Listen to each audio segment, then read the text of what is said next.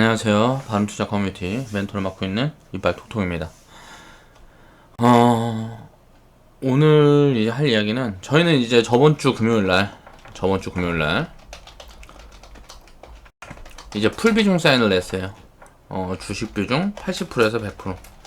이렇게 유동 대응하고 정리계좌는 그냥 다 채워라. 그리고 이 사인을 낸 이유는 이제 본격적인 상승은 이제 9월에서 12월 이때부터 상승 추세로 돌아설 수도 있고요. 7월달부터 6월달부터 9월 이 구간까지 이제 상승 추세를 만든 다음에 연말에 조금 쉬었다가 갈 가능성도 있고 6월부터 12월까지 그냥 계속 가버릴 수 있는 가능성도 있습니다. 그러니까 쉬는 기간이 없이 계속 가버리면은 이제 조정이 좀 크게 나오든가 아니면 기간이 길게 나오든가 하겠죠. 상승장이 이제 시작될 거다라고 생각한 이유는 이제 불확실성이 거의 많이 해소가 됐어요. 저번주 금요일날. 그리고 수급에서 이제 포인트를 잡았었고 계속 현금을 만들어야 되는 구간에 대한 이야기 한 거는 이제 폭락에 대한 이 리스크가 상존했어요. 자, 북한에 대한 포지션. 그래서 그 종목들이, 북한 테마주들이, 밸류에는 이제 매력이 있는데, 바이오, IT가 이제 하반기부터 꺾이는 흐름이 만들어지면, 주도주가 없는 상태에서 폭락을 한번 만들어 놓고, 그 구간에서 주도주를 바꿔갈 수 있는 가능성하고, 지금 자리에서, 뒤집어서 주도주가 바로 바뀌어버릴 수 있는 가능성이 둘 다 이제 상존했다고 보는데, 우리는 바이오하고 IT를 가지고 있지 않기 때문에 IT 그러니까 대장로 삼성전자, SK 하이닉스, BH 이런 것들 얘기를 하는 거예요. 삼성전기 이런 것들을 가지고 있지 않기 때문에 리스크가 작다. 그래서 조정이 어느 정도 온다 그래도 저번주 금요일날 이제 투매가 확인이 됐기 때문에 구간에서는 이제부터 비중을 풀 비중으로 운영을 해도 조정이 좀 더 진행이 된다 그래도 수익을 쌓아갈 수 있는 확률이 높다. 라고 본 거죠. 그러니까 2월 달에 이제 주식 비중 축소 얘기를 하고요. 그 다음부터 이제 풀 비중 사인이 저번 주에 나왔으니까 2월부터 5월. 이 조정 기간 동안에 이제 매매 대응을 한 거죠. 트레이딩 계좌로. 그리고 이제 현금을 만들어야 된다라는 코멘트를 이제 계속 드렸었고 중간중간. 그리고 나서 이제 풀 비중 사인을 딱 내고 오늘 이제 시장이 급등을 했어요. 물론 북한에 대한 이슈가 주말에 이제 남북 정상회담 하면서 분위기가 돌아선 부분이 있죠. 그러니까 지금은 이제 바이오만 가지고 있지 않으면은 좀 리스크가 많이 해소된 구간이다.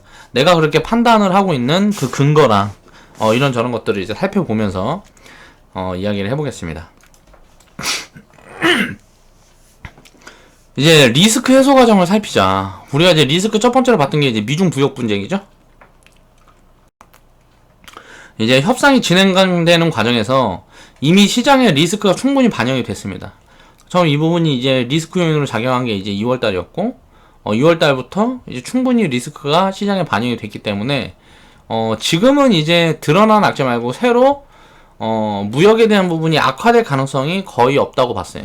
그래서 이제 앞으로는 호재 뉴스가 더 많을 거라는 판단이고, 시장에서는 악재를 한번 반영을 하면 그 부분에 대한 리스크가 다 시장에 입혀집니다. 주가에 다 입혀져요. 그렇다 보니까 드러난 악재는 더 이상 악재가 아니다. 이런 말들이 많이 하는데, 드러난 악재는 그 부분을 미리 주가에 선반영을 하고 있다는 거예요.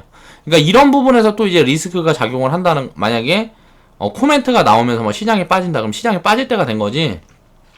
이 악재 때문은 이제 미국과 중국의 무역 분쟁에 대한 악재는 이제 끝났다고 보는 게 맞고요.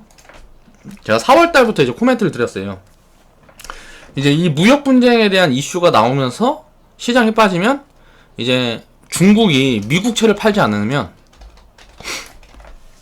이 포지션만 아니면 무슨 대두 수입 규제를 해든지 말든지 무슨 이런저런 미국에서 이제 규제를 확대를 하든지 말든지 그런 코멘트로 빠지면 빠질 때마다 그거는 기회다. 단기적인 기회다라는 이야기를 했었죠. 그리고 지금은 이제 이 리스크는 해소가 됐다고 보고 있는 거고, 미국하고 중국이 지금 경제가 불안한 상황이면 이거는 무역 분쟁을 떠나서 이거는 리스크 관리를 해야 되는 상황입니다. 근데 미국하고 중국하고 지금 둘 다 경제가 되게 좋아요. 그래서 경제 호황이 이어지고 있어서 정치적인 리스크잖아요. 이거 무역에 대한 부분은 미국이 우리가 이제 무역 적자가 크니까 니네가 좀 양보해라.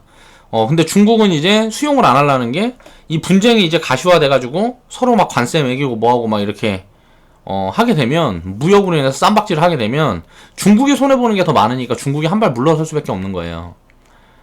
내가 잘났다고 막 해서 그래 싸우자 막 이렇게 하게 되면 어차피 내가 손해보는 게 더 많은데 그 이제 현명한 게 아니죠.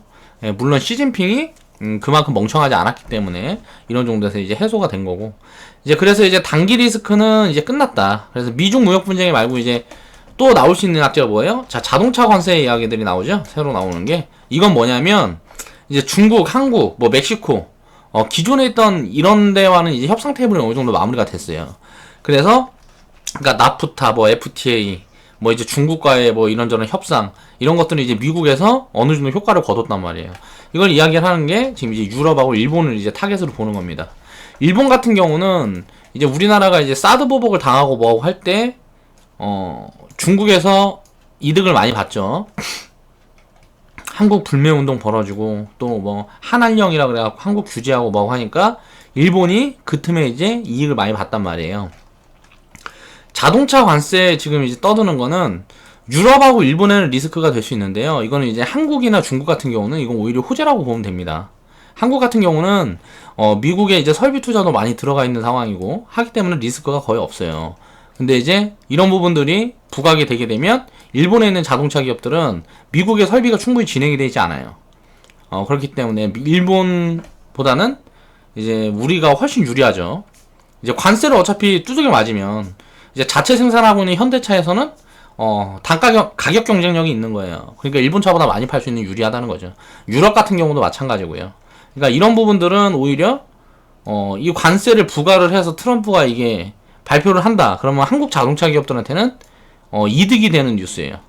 그러니까 이 자동차 관세 때문에 한국이 손해볼 거다. 현대차, 기아차가 악재다. 이런 것들은 그냥 하나만 알고 둘은 모르는 그런 소리라는 거예요.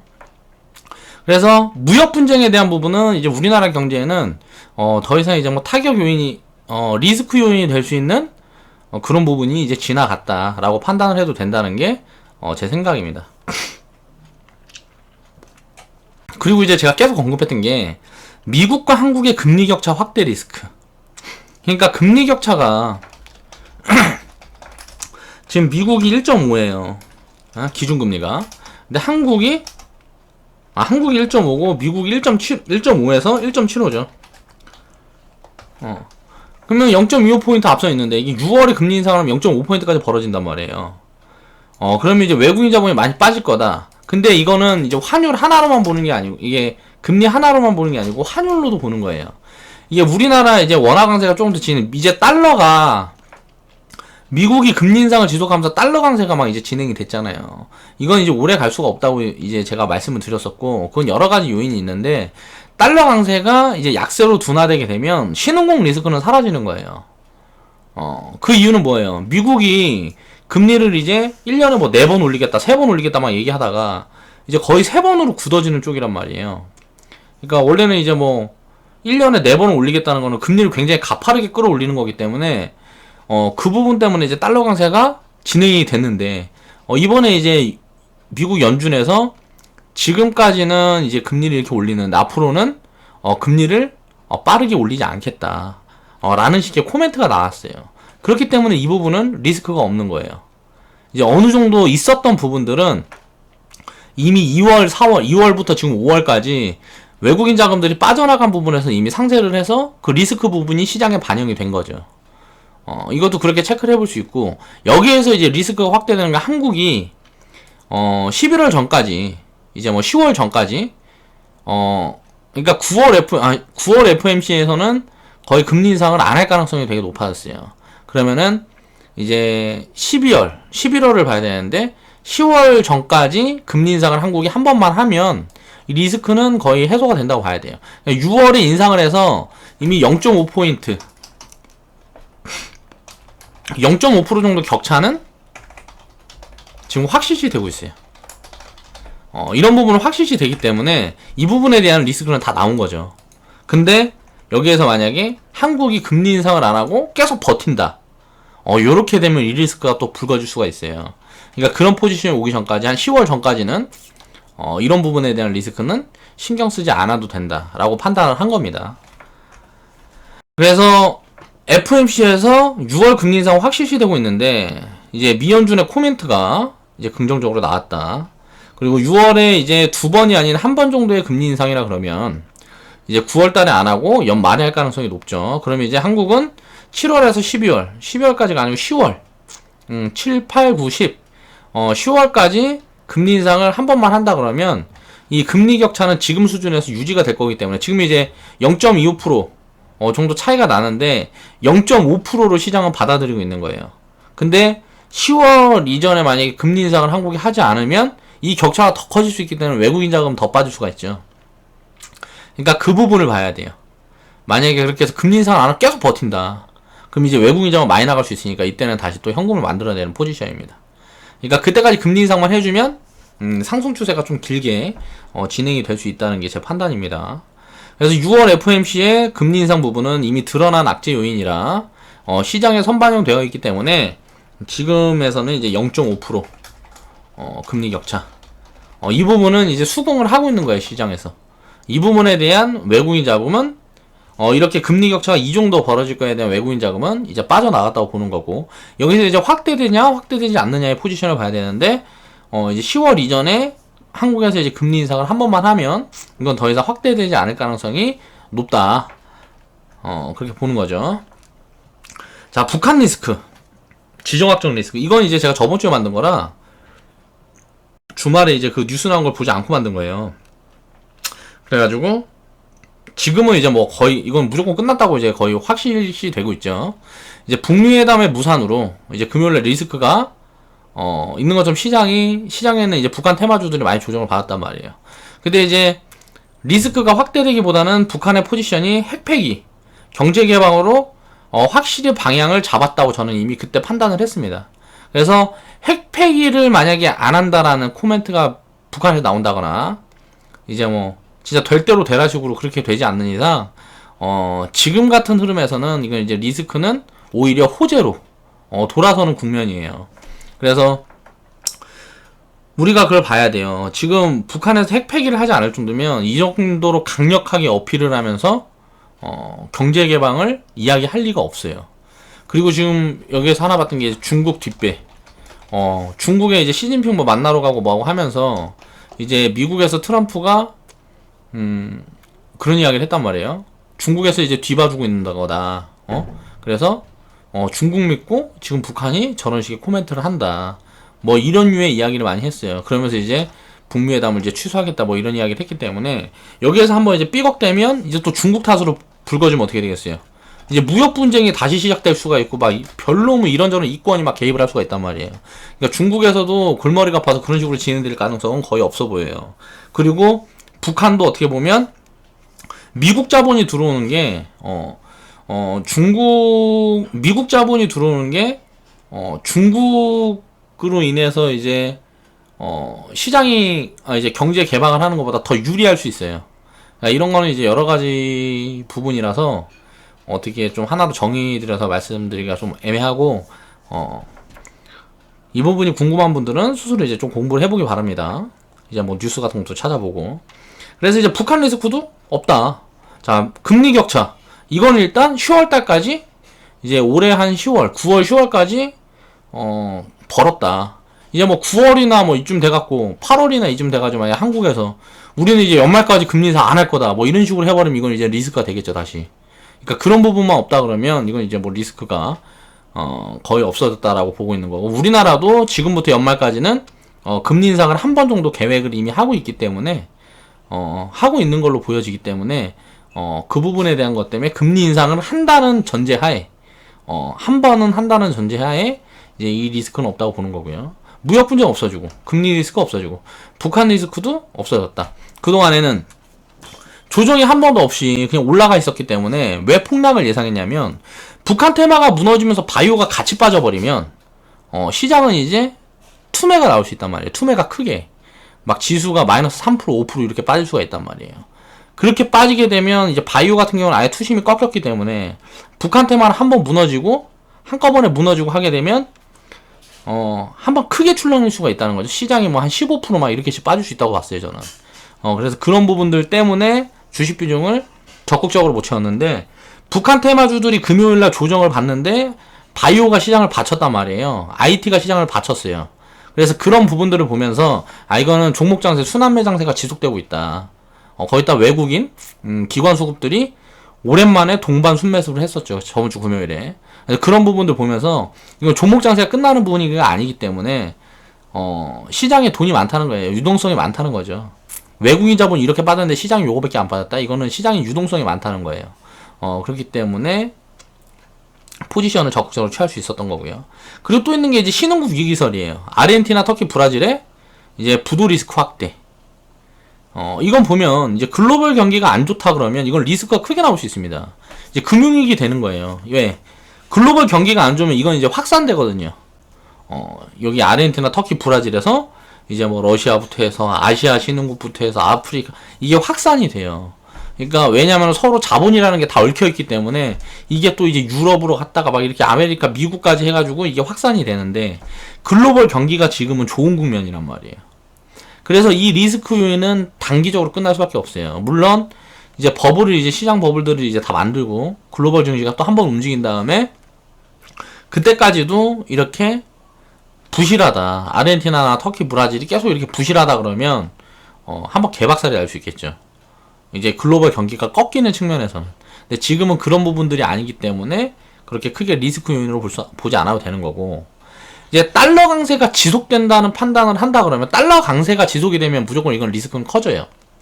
근데 달러 강세라는 거는 이제 미연준에서 코멘트도 어떻게 보면 이런 것들을 이제 보면서 했을 수도 있어요. 이제 시장에서 달러 강세를 더 이상 용인하지 않겠다. 어떻게 보면 금리를 이제 가파르게 올려가지 않을 거다라는 이제 코멘트가 나오면서 이제 어떻게 보면 환율이 잡힌 거죠. 전 세계에 있는 환율이 잡힌 거예요. 그래서 이제 미국이 금리 인상 속도를 조절하겠다는 코멘트, 요 하나가 굉장히 많은 걸 주는 거죠. 그래서 이제 달러의 변동폭은 줄어들 거라는 판단을 했어요. 그러니까 달러가 강세가 지속되더라도 지금처럼 가파르게 오르는 게 아니고 천천히 오르게 되면 이게 상관이 없어요. 근데 지금 왜 이게 신흥국 리스크가 불거졌냐면 달러가 너무 빠르게 올라간 거예요. 그렇기 때문에 이제 이 리스크가 이제 증폭이 됐는데, 지금은 이제 달러가 확실하게 좀 꺾이는 흐름이 보이죠. 그래서 다시 상승을 하더라도 완만하게 올라간다 그러면 이건 리스크 요인이 아니다. 달러가 이제 강하게 올라가려면 어떻게 돼요? 금리에 대한 부분들이라든가 이런 불안 요인이 작용을 해야 돼요. 근데 그런 부분들은 지금 미 연준에서 지금 잡아가고 있는 그런 흐름들이 보인다는 거죠. 자, 그러면 이제 그리고 나서 이제 볼 수 있는 게 유가예요. 유가는 뭐가 밀접하냐면, 유가가 움직이게 되면 이제 물가가 움직여요. 그래서 물가가 급하게 올리면 이제 인플레이션이 되기 때문에 금리를 올리지 않을 수가 없어요. 물가만 올라가고 이제 금리가 안 올라가게 되면 어떻게 보면은 뭐라 그래야 되지? 부담이 계속 가중되기 때문에 인플레보다는 어떻게 보면 물가나 이제 금리는 항상 위에 있어야 돼요. 이게 역전되는 포지션에 나오면 굉장히 리스크가 커지는 거죠. 그러니까 금리를 더 이상 올릴 수도 없는데, 체력이 안 돼서 금리를 올릴 수도 없는데 이제 물가는 계속 치솟아. 그렇게 되면 이제 서민들도 되게 힘들어지고 국민들도 다 힘들어지고, 우리가 지금 밖에 나가서 밥 사 먹는데 이제 7,000원이었는데 내가 예를 들어 300만원 벌었어. 300만원 벌고 있는데 밥을 사 먹는데 7,000원이야. 근데 내가 500만원을 버는데 밥값이 10,000원으로 올라가. 일반 백반이. 그러면은 이제 리스크가 그렇게 크지 않아요. 근데 밥값은 10,000원 오르는데 내 월급은 300만원 그대로거나 월급이 깎이거나 아니면 퇴직자들이 많아지거나 뭐 이렇게 되면 어떻게 돼요? 그럼 굉장히 리스크가 커지는 거죠. 그러니까 그런 부분들 때문에 물가와 금리는 이제 연동할 수밖에 없는데, 유가는 이제 지금 상방에 막혀있다는 거죠. 왜? 대체 에너지 때문에. 과거에는 이제 유가를 대체할 수 있는 에너지들이 많이 없었어요. 신재생 에너지 같은 경우는 개발 비용이 너무 많이 들어가서 실질적으로 나라에서 돈을 풀어주지 않으면은 별로 효율이 없는 그런 에너지였고, 이제 유가가 올라가게 되면 그거보다 매력 있는 이제 신재생 에너지가 지금 이제 부각을 받고 있고, 또 셰일가스라 그래서 그 매장량이 엄청나요. 그래서 이 가스라는 대체 에너지가 굉장히 많기 때문에 과거처럼 이제 100불 넘어서 이제 막 쫙쫙쫙 이렇게 치고 올라갈 수 있는 그런 가능성은 굉장히 희박하다. 그러니까 무슨 뭐 큰 전쟁이 일어나지 않는 한 이제 이렇게 해서 이렇게 유가가 급등을 하긴 어려울 걸로 판단이 된다. 그래서 이제 물가 상승이 점진적으로 진행이 되고 급하게 진행이 되지 않는다 그러면 신흥국은 리스크 요인이 여기서 더 확대될 가능성이 없다는 거죠. 없거나 작다라고 볼 수 있는 거죠. 그래서 지금 내가 리스크 요인으로 봤던 게 이런 부분들인데, 이런 부분들이 해소되는 포지션이 보이고, 지금 수급이 그때 저번주 금요일날 이제 양매수가 들어오면서 아 이건 끝났구나, 조정이 끝났다 라는 판단을 했던 거죠. 그래서 항상 이렇게 기본적으로 분석을 먼저 해야 돼요. 지금 시장이 왜 못 가는지, 이제 조정이 시작이 됐으면 조정 이유가 뭔지, 그래서 그 기본적으로 그 조정이 진행되는 그 이유가 해소되는 포지션을 봐야 된다는 거죠. 차트만 보고 이 자리에서 끝났다, 이 자리에서 추가 하락이 진행될 거다, 대세 하락이다, 대세 상승이다, 차트만 보고 이야기하는 것들은 그거는 그냥 하자죠. 그러니까 이런 글로벌 요인들을 다 봐야 분석 확률이 굉장히 높아지기 때문에, 항상 분석은 차트라는 거는 기술적인 분석이기 때문에 기술적인 분석이 절대 이 기본적인 분석을 선행하지 않아요. 항상 기본적으로 이런 요인들이 선행해서 움직이고, 이제 뭐 차트라든가 그 파동은 여기에 맞춰서 따라서 움직이는 거죠. 그래서 항상 기본적 분석이 선행이 돼야 되고, 그 다음에 기술적인 분석이 필요한 거예요. 왜? 내가 짚어내고 있는 이런 부분들이 맞는지 아닌지를 기술적인 분석으로 확인을 하는 거죠. 기본적 분석은 선행지표예요. 그러니까 이런저런 것들, 이렇게 떠들어대는 것들, 내가 분석하고 있는 이런 것들은 이제 뭐 이제 선행지표라고 볼 수가 있고, 기술적 분석, 이걸 이제 지표로 이야기를 하자면 이거는 이제 후행지표란 말이에요. 내가 이렇게 예측을 했는데, 이렇게 예측을 해서 포지션을 봤는데 내가 생각했던 것과 반대 방향으로 만약에 기술적인 부분들이 움직인다. 그러니까 기술적 지표들이 내가 생각했던 이 반대 방향으로 움직인다. 그럼 내가 틀렸거나 왜곡이 벌어진 거예요. 왜곡이라는 건 뭐예요? 돈의 쏠림, 뭐 힘, 이런 거에 따라서 왜곡이 벌어질 수가 있는데, 그러니까 그 왜곡이 아니라 그러면 내가 틀린 거죠. 그래서 이 후행지표를 기본적인 분석을 해놓고 포지션을 취하고, 그리고 후행지표를 확인을 하는 거죠. 항상 이런 포지션이 선행이 돼야 된다는 거예요. 그래서 이런 분석으로 인해서 생각을 하고 있었는데, 자, 외국인 기관이 양매수가 들어왔어요. 그러면서 외국인들이 선물 포지션을 잡아갔죠. 지수가 거의 뭐 폭락 수준으로 빠지고 있는데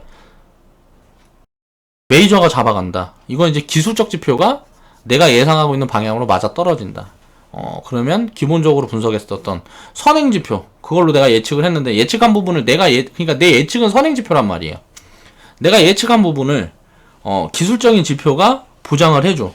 그럼 어떻게 돼요? 자, 확률이 굉장히 높아졌다는 거죠. 그럼 이제 70%, 80%를 봅니다. 저 같은 경우는 이렇게 내가 분석했던 부분이 기술적인 지표가 이거를 내가 생각했던 방향이랑 반대로 간다 그러면 왜곡이 벌어진 건가 하면서 분석을 다시 해야 되죠. 근데 같은 방향으로 향하면 내 분석이 맞았구나. 그럼 이제 확신이 드는 거예요. 그럼 이제 확률이 높아졌으니까 제가 사인을 드린 거죠. 그래서 저번주 금요일날 우리는 이제 풀비중을 채웠습니다. 자, 볼게요. 자, 기술적 분석. 자, 대형주로 시장을 받쳤어요.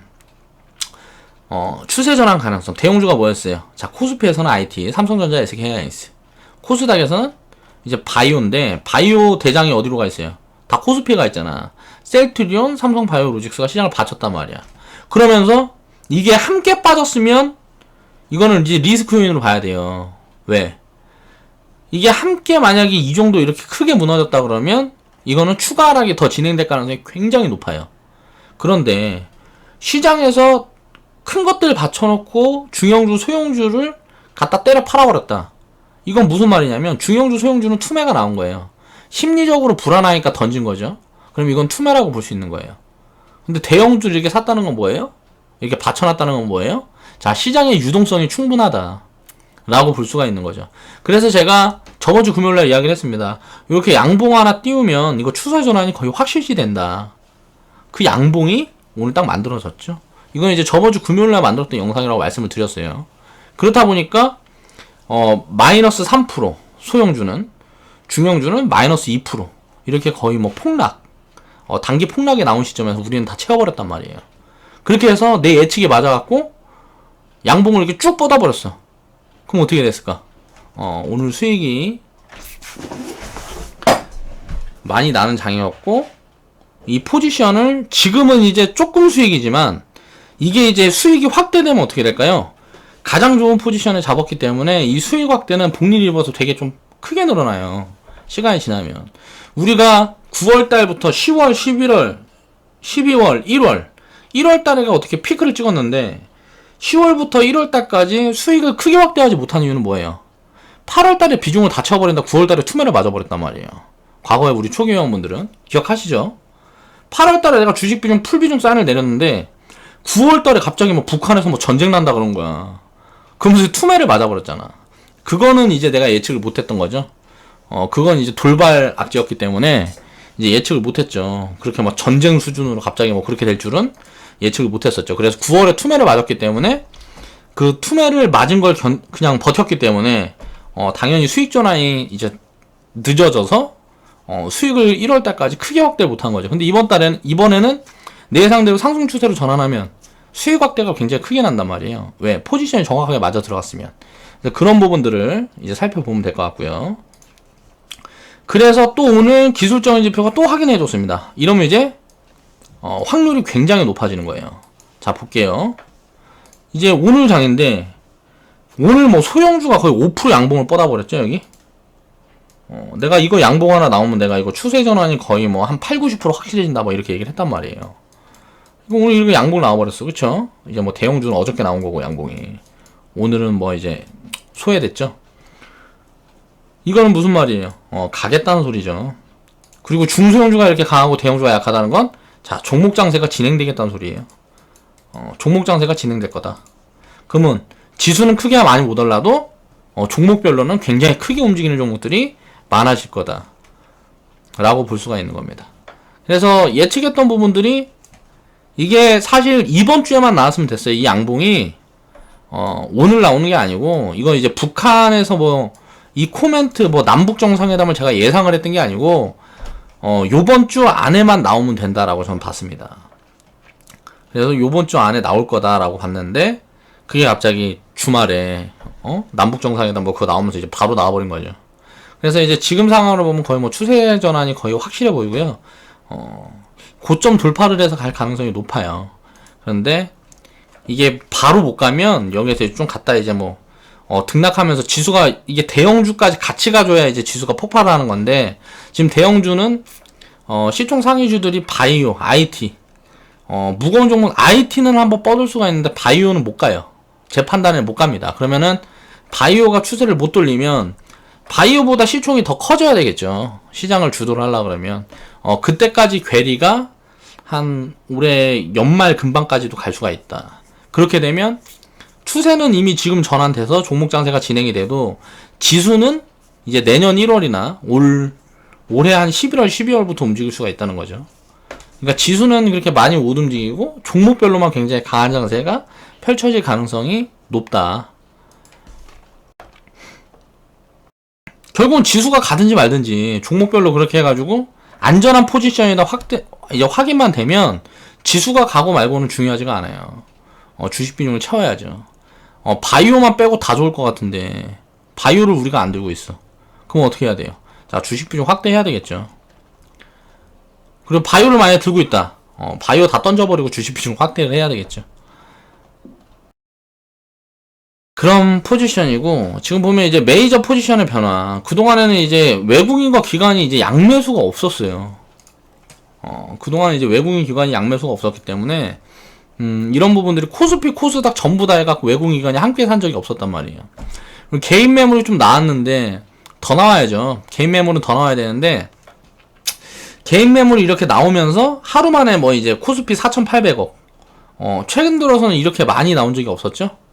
이거는 뭐냐면은 지금 보면 북한 테마주들이라든가 이런 쪽에 보면 코스피 쪽에 많아요. 비중이 코스닥이 한 2배 정도 된단 말이에요.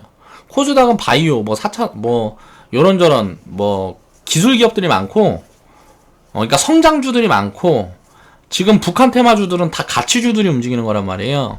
가치주들은 다 코스피에 있어요. 그럼 북한 테마 우르르 갖다 내다 판 건데 이건 뭘까요? 전 제 판단에는 이건 손절이 나갔다고 보는 겁니다.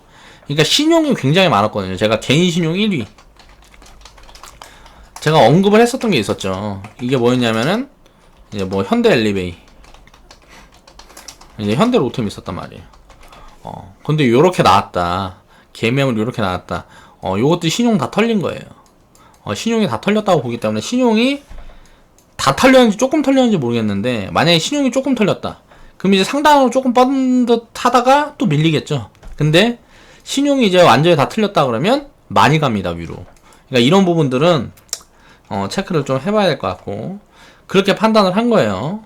이제 이게 기술적 지표가 하나가 더 나온 거죠. 어저께 이제 금요일날, 저번주 금요일날 보고 포지션 취한 거고, 이 지속성을 이제 살펴야 됩니다. 근데 이제 오랜만에 코스피 코스닥 양매수가 포착이 되었죠.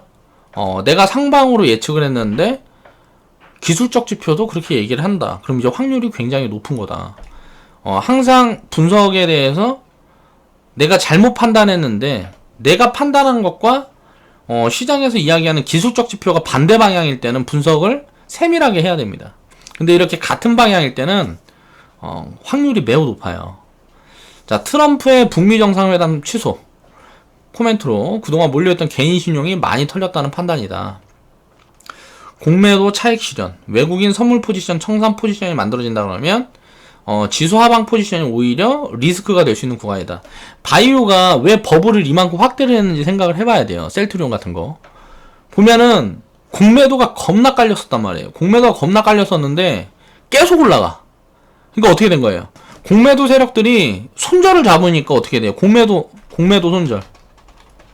이건 뭐라고요? 매수예요. 공매도는 주식을 빌려서 미리 파는 거잖아요. 주식을 빌려서 미리 팔았는데 이게 리스크가 감당이 안 돼. 그럼 어떻게 해야 돼요? 손절을 해야 될 거 아니에요. 사서 갚아야 된다고. 내가 팔았던 가격보다 비싸게 사서 주식을 갚아야 된단 말이에요. 요게 매수세가 같이 겹치게 되면 어떻게 돼요? 폭발하는 거예요. 지금 북한 테마들은 지금 그런 포지션이 지금 거의 왔다고 보여집니다. 오늘 뭐 상한가가 거의 뭐 60종목 이렇게 들어가고 했는데 전부 다 북한 관련 테마주들이란 말이에요. 근데 그게 또 더 웃긴 게 뭐냐면 북한 관련 테마주들인데 밸류 부담이 없어요. 그러니까 저평가 종목들이란 말이야 다.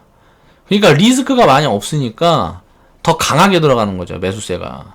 그렇다 보니까 공매도가 이제 차익 실현을 한다든가 아니면 손절이 나간 거예요. 지금 그러면서 이제 매수세가 더 강해진 거고, 이제 외국인 선물 포지션 청산. 외국인은 지금 이제 선물 매도를 이제 한 4만 계약 정도 깔아놨단 말이에요.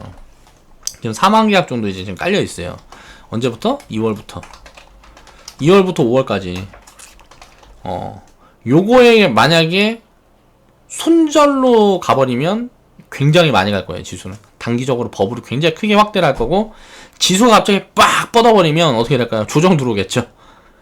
근데 이런 부분들이 이제 뭐 위아래로 흔들면서 대형주 갖고 뭐 이제 뭐 예를 들어서 지수가 가는데 종목들이 다 빠졌던 것처럼 지금 종목들 다 가는데 지수가 못 가잖아요. 종목들이 거의 뭐 다 움직이는데 지수가 못 간다. 이거 왜 그럴까? 대형주를 이제 팔아서 그걸 누르는 거란 말이에요. 전에는 반대였어요. 근데 이런 흐름이 확대될 가능성이 높죠. 왜? 내가 선물을 매도 포지션을 해놨는데 지수가 막 날아가 버리면 죽어버리거든 이거. 그러니까 어떻게 해야 되겠어? 내가 갖고 있는 대형주를 갖다가 막 때려 파는 거야. 그러면서 이제 지수를 커버를 해놔야 돼요. 요렇게 하면서 이제 왜곡이 또 벌어지죠. 그러니까 이런 포지션들이 나올 건데, 여기에서 만약에 메이저가 져버린다. 그러면 지수는 이제 단기 폭등이 나오는 거예요. 그러니까 이런 포지션들 이제 체크를 해봐야 됩니다. 그러니까 그동안에는 내가 주식 비중을 줄여야 되고 하방 얘기를 계속 했던 건 뭐냐면, 밑으로 내려가면 많이 내려가고 위로는 상방이 막혀 있으니까 계속 현금 만들고 리스크 관리를 해야 된다고 이야기를 했어요. 근데 지금은 왜 이야기를 바꿨냐면, 위로 상방이 많이 열려 있어요. 그러니까 그동안 이제 공매도 깔아놓고 이제 선물 포지션 겁나 깔아놨기 때문에 요것들이 갑자기 모멘텀이 잡히면서 악재 부분들이 해소되고 시장이 빵 터지면 어떻게 돼요? 엄청나게 리스크로 오는 거죠, 이거는. 그렇게 되면 이런 것들을 이제 손절을 한다든가, 이제 메이저들도 손절을 잡습니다. 그걸 모를 뿐이에요. 그냥 개인 투자자들이 모를 뿐인데, 요런 게 손절을 잡아버리면 어떻게 되겠어요? 매수세가 여기서 더해져갖고 그냥 폭발해버린단 말이에요, 지수가. 그러니까 그런 흐름이 오늘 만들어졌다고 보면 됩니다. 그러니까 이런 흐름이 한번 만들어지면 이건 지속성이 생겨요. 지속성은 어디까지 생기냐고요? 이제 더 이상 매수세가 유입되지 않는 구간까지. 그게 어딜지는 너도 모르고 나도 모르고 신밖에 모른다. 그렇기 때문에 상방이 크게 열려 있으니까 지금 이제 하방 배팅을 하면 오히려 리스크가 있는 거예요. 제 판단에는 그래서 이제 풀비중 사인을 냈다. 자, 미래 전망. 이제 주도주의 변화를 체크하고 올해 4분기부터 산업재 사이클을 집중을 해야 된다. 이거를 4분기부터라고 다 얘기를 했단 말이에요. 근데 이게 주식시장은 뭐라 그랬어요? 항상 선반영된다. 지금 3분기에서 4분기에 일단 IT 고점, 이걸 다 이야기를 하고 있어요. 왜냐면은 3분기 4분기 실적이 꺾일 거다. 근데 이제 밸류상으로 그렇게 비싸지 않은 구간이기 때문에 많이 빠지진 않을 거다라고 보고 있는 거예요. 나 IT 같은 경우는 많이 안 빠지니까 30% 50%에서 하단을 잡겠죠. 근데 이제 바이오 같은 경우는 이건 리스크가 상이에요, 상. 그렇다 보니까 얘네들이 못 가. 그럼 주도주가 바뀌어야 되는데. 자, 그러면은 이제 IT가 3분기까지 버텨주면 4분기부터 이제 산업재가 움직일 거다. 이게 뭐 리포트들도 그렇고 전문가들도 그렇고 다 그렇게 예상을 했어요. 저도 그렇게 봤습니다. 근데 지금 상황은 어때요? 이미 추세 전환이 된 거예요. 주도주가 바뀌었어요. 주도주 바뀌었다. 뭘로? 제가 계속 얘기했던 건설, 철강 뭐 이런 산업재 등 산업재. 이미 주도주가 바뀌었어요. 그럼 어떻게 돼요? 계속 가는 거예요, 이건 이제. 기다리던 조정은 나오지 않는 거예요. 이쪽은. 주도주가 바뀌었다고 이렇게 판단이 확실하게 딱 나오면, 이 추세는 가는 거예요, 그냥. 그러니까 이거는 이제 한번 눌림이 와주고 4분기에 움직일 걸로 예상을 했는데 지금 가버렸으면 어떻게 돼요? 거기에 수긍을 해야죠. 그래서 이제 4분기부터 시작될 거라고 생각했던 산업재 사이클이 지금 벌써 시작이 되고 있다. 뭘로? 남북 정상회담 갑자기 주말에 해버려갖고 그게 지금 이제 시작이 되고 있는 거예요. 자, 과거 차트입니다. 자, 이건 과거 차트예요. 과거 차트인데 제가 이제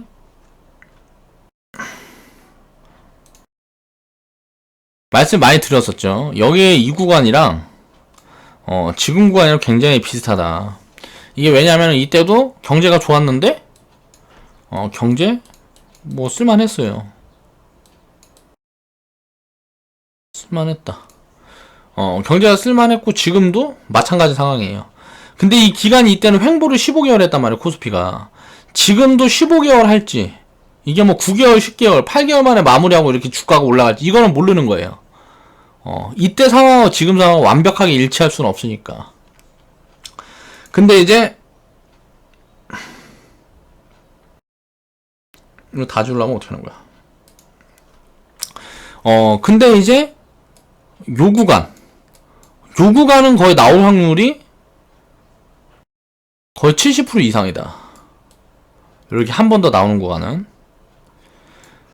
근데 이게 리스크 요인이 북한에 뭐 이런저런 리스크 요인이 있어서 이게 이렇게 빠졌다 이렇게 들 수도 있는 거죠.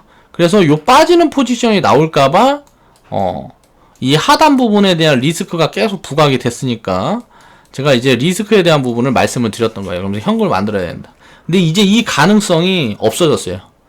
거의 제로화 됐습니다. 요 가능성이 거의 없어요. 그럼 어떻게 될까요? 요때랑 똑같은 문양 만들겠죠? 똑같은 문양 만들고 요때 투매는 뭐예요? 2008년 금융위기잖아요. 요게 올 건지 안 올 건지는 어떻게 알아요? 장기채 금리가 3.5% 되고 장기채 금리가 단기채 금리가 이제 단기채 금리가 장기채 금리가 역전 상황을 만들고 뭐 요런 흐름이 나오면 요렇게 갔다가 또 이렇게 무너지겠죠. 근데 요런 흐름이 안 나오면 어떻게 될까요? 계속 가는 거예요. 요런 포지션이 언제 나올지 알 수 있어요, 없어요? 모른단 말이에요. 요런 포지션이 나왔을 때 대응하면 돼요. 그러니까 지금 당장 고점이라는 걸 얘기를 하면 안 돼요. 추세에 대한 거는. 그러니까 지금은 대세 상승장이 진행 중인 거고, 이게 보면 과거에 고점을 돌파를 해서 만들었던 이 포지션이 지금 나오는 건데, 이 포지션이 이렇게 짧게 마무리되고 글로벌 경제 위기로 갈 거냐, 이거는 시간이 지나봐야 한다는 거예요. 이게 그냥 그대로 버블 확대하면서 미국 시장처럼 이렇게 달려버릴지도 모른단 말이에요. 그러니까 이거는 아무도 몰라요. 그러니까 그런 흐름은 이번 2월달처럼 리스크가 작용을 하는 구간이 오면 그때 대응을 하면 되겠죠. 그럼 일단 편안하게 요 흐름이 나올 때, 이게 횡보를 하고 가든 그냥 가든 요 흐름이 나올 때 우리는 이제 수익을 확대를 해서 현금을 차곡차곡 만들면서 현금 계좌 관리 방법 제가 올려드렸잖아요. 그 시스템 이용해서 운영을 하면서 차곡차곡 수익을 쌓아 놓으면 되겠죠. 그리고 만약에 이렇게 폭락이 나온다, 와, 그럼 얼마나 좋을까. 이런 포지션이 나오면 요런 폭락이 나오면 얼마나 좋을까. 근데 요런 폭락이 안 나오면 오히려 수익은 작아져요. 요런 폭락이 나오면 2, 3년 수익률로 보면 요런 폭락이 나왔을 때가 수익이 훨씬 큽니다. 요런 게 나와주면 완전 땡큐고, 여기에서 이렇게 갔다가 요런 게 이렇게 나와주면 완전 땡큐고, 요런 게 없이 그냥 가면 그냥 계속 가진 것 같고 수익이 나나 팔면서 그렇게 대응을 해가면 되겠죠. 그럼 이제 코스피는 끝났어. 코스피는 분석이 끝났다. 코스닥은 그러면 어떻게 될 거냐. 이게 이제 바이오 버블 확대라고 이야기를 했는데, 지금은 이제 이 가능성이 거의 없어졌어요. 거의 주도주가 확실하게 바뀌는 흐름이 보여지기 때문에 바이오 버블이 아니고 이제 산업재 버블. 이제 산업재 버블. 이 산업재 버블이 확대가 되면 요렇게 될 수도 있어요. 이 산업재만 나오는 게 아니고 이제 뭐 4차 산업이고 뭐 4차 산업, 4차 산업, 산업재, 뭐 여러 가지들, 요런 것들이 엮이면서 갑자기 버블을 만들면 요렇게 될 수가 있겠죠. 코스닥도 3000포인트까지 그냥 뻗어버릴 수가 있단 말이에요. 근데 그런 흐름이 아니고, 자, 정상적인 흐름으로 가면 움직였다가 눌렸다 가든지, 아니면 움직였다가 횡보를 했다 가든지. 횡보를 하게 되면 기간이 좀 더 길어질 거고요. 하락을 하게 되면 기간이 좀 짧아집니다. 여기에서도 긴 호흡으로 보면 요렇게 하락이 나오는 게 수익률은 더 커요. 장기 수익률은. 그러니까 이런 하락은 항상 두려워할 게 아니고, 이런 하락이 나오면 지금 당장은 힘들어도 2, 3년 수익률이 올라가는구나 라고 생각을 해야 돼요. 요런 하락이 나올 때마다 2, 3년 수익은 올라가는구나. 이런 하락이 없고 그냥 쭉 뻗어버리면 어떻게 돼요? 이렇게 쭉 뻗어버리면 버블이 계속 확대되기 때문에 리스크를 계속 관리하면서 가야 돼요. 그렇게 되면 수익 확대가 제한적이겠죠? 근데 이런 식으로 무너지는 흐름들이 만들어진다. 이건 이제 리스크가 없어요. 이런 구간에 이제 편입을 하게 되면, 요 밑에 있는 이런 구간에 편입을 하게 되면 리스크가 없어요. 리스크. 제로. 그러니까 이렇게 얼마가 밀리던지 간에 내가 대응만 해서 현금 창출 능력만 있으면 이렇게 빠지는 포지션을 항상 기다려야 된다. 요런 포지션을 항상 기다려야 된다. 이게 바닥인지 아닌지는 어떻게 알아요? 이걸 돌아서는 흐름을 보면서 알 수 있죠. 바닥인지 아닌지는 이게 돌아서는 거 보고 알 수 있어요. 돌아서기 전에는 모른단 말. 빠지는 동안에 몰라. 이 아래에서 꼬리 만들고 여기 지지받는 거 확인하고 양봉 딱 뻗었을 때 이거 알 수 있는 거예요. 이 추세를. 왜? 기술적인 거는 항상 후행 지표이기 때문에 이 양봉 이게 큰 게 하나, 여기에서 이거 양봉 큰 거 하나, 여기에서 양봉 큰 거 하나, 여기에서 양봉 이거 큰 거 하나, 이거 전에는 알 수가 없어요. 이게 하락 추세가 끝났는지 어쨌든. 여기서도 보면, 자, 여기 꼬리 달고 지지받고 양봉 큰 거 하나, 여기 전까지는 추세를 알 수가 없다. 여기서 보면 여기까지 모르고 여기도 모르고 다 모르는 거예요. 요거는 여기에서 확인이 되는 거죠. 여기에서. 그 전에는 모르는 거예요. 고점 돌파해갖고 양봉 뻗어버린 거 보고 알 수 있는 거예요. 여기에서는 밑에서도 바닥 흐름은 체크할 수가 있었는데 여기는 바닥 흐름이 체크가 안 되는 구간이에요.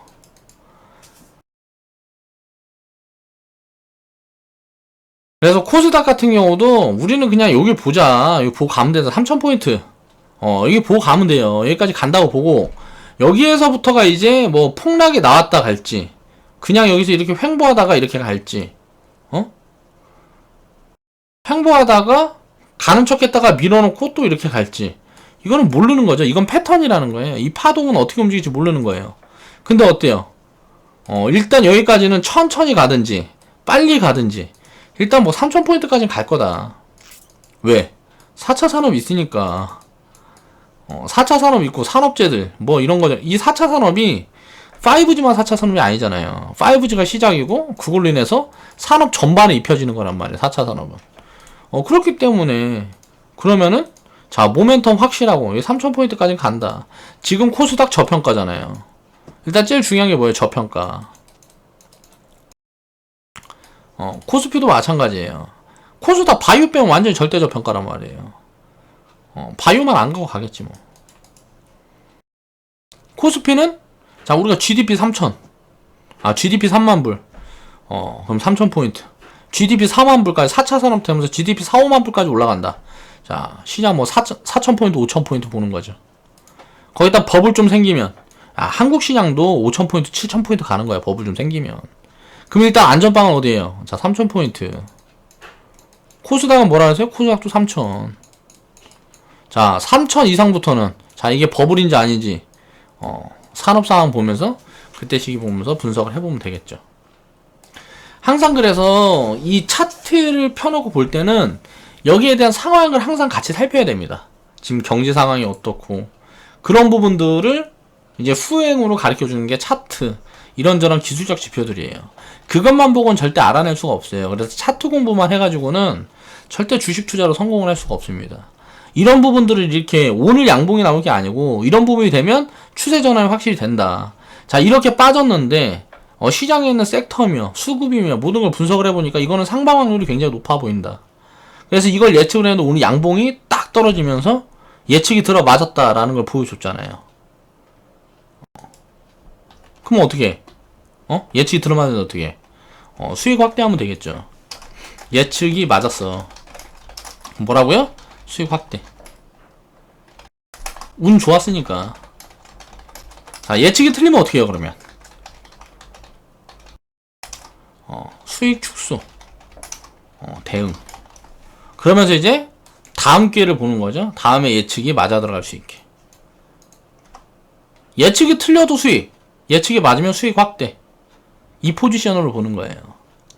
그러니까 결론은 뭐예요? 항상 수익. 왜? 우린 장기 투자자니까. 손해를 볼 수가 없어. 예측이 틀리면, 수익이 작게. 자, 8월 달에 바닥을 딱 해가지고 풀 비중을 씌웠는데 9월 달에 투매를 두들겨 맞아버렸어. 예측이 틀렸잖아요. 그러니까 1월 달까지 수익이 작아. 자, 예측이 맞으면 어떻게 될까요? 그리고 주도주가 내 포트 안에 있어. 이런 것들도 다 예측이죠. 이 예측이 많이 맞으면 많이 맞을수록 수익은 확대되겠죠. 왜? 내가 분석도 잘한 것도 있지만 내가 분석한 대로 시장이 움직여준 운이 작용했으니까. 운이 좋으면 수익이 크게 나는 거고 운이 안 좋아서 내가 예측이 틀리고 내가 분석에 미스가 있었으면 수익은 축소되는 거고. 주식은 실수를 아무리 많이 해도 그리고 예측이 분석을 아무리 엉망으로 해도 수익이다. 그냥 수익이 크고 작은 차이. 그러니까 결과론적으로는 이게 뭐 이제 실력이라고 볼 수 있는 거죠. 수익이 크고 작은 거. 내 예측이 많이 들어맞으면 수익이 커지는 거고 예측이 덜 들어맞으면 수익이 작아지는 거니까 결론적으로는 항상 이겨 있어요. 투자자들은 주식시장에서는 장기적으로 3년 이상을 보면 항상 이겨 있다 그랬어요. 단기적으로 매매해갖고 뭐 내 돈 다 까먹고 뭐 그렇게 하는 사람들 말고는 주식 투자로 손해를 보는 거는 거의 불가능해요. 근데 뭐가 필요하다? 기간이 필요하다. 시간이 필요하다. 3년. 손실 불가. 기간. 손실이 불가한 기간은 3년이다. 내가 지금 힘들어 죽겠고 내가 딱 투자하자마자 갑자기 금융위기를 두들겨 맞았어. 와, 진짜 어떻게 이렇게 재수없냐라고 생각할 수 있지만 바꿔 생각해보면 정말 재수가 좋은 사람이에요. 금융위기 시절에 딱 시작을 해갖고 그냥 가만히 들고 있어버리면 얼마나 땡큐야. 금융위기 다 지나고 투자하는 사람도 있는데. 그쵸?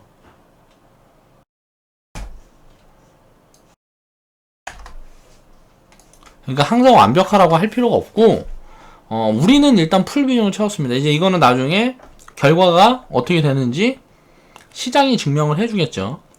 제 판단이 맞았으면 우리는 수익을 크게 확대할 거고, 리딩하는 내 판단이 또 9월달, 8월달, 9월달처럼 틀렸어. 만약에 또 만약에 틀리지 않았어도 돌발 변수가 작용한다 그러면 어때요? 그냥 뭐 1년에 20%, 뭐 10%, 재수 없으면 약손실 이렇게 되는 거예요. 근데 예측이 들어맞았으면 수익이 크게 확대되는 거고. 그래서 한번 지켜보겠습니다. 그래서 우리는 풀 비중을 채웠고, 그 채웠던 부분들 내가 분석을 어떻게 진행을 해가고 그런 부분에 대한 것들도 간단히 설명을 드렸어요. 자, 오늘 영상은 이번 영상 이만 마무리하고 오늘 영상을 하나 더 올릴게요. 그 뭐야, 뭐 댓글로 이제 질문해 주신 분들, 자,